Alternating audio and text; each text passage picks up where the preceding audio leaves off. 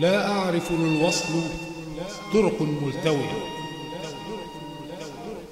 أستطيع ارتداء مائة قناع، وأعرف للخداع مائة طريق، ولكني صممت على بقائي أنا كما أنا.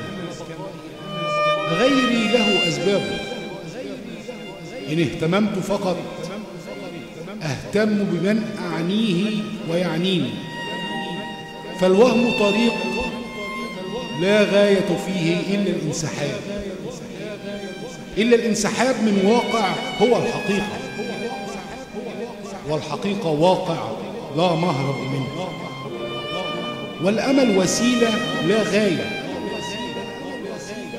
لوصل ما هو حقيقي، والأماني ليست كلاما بل هي فعل وإدراك واتصال وتواصل ما بين واقع وأمل.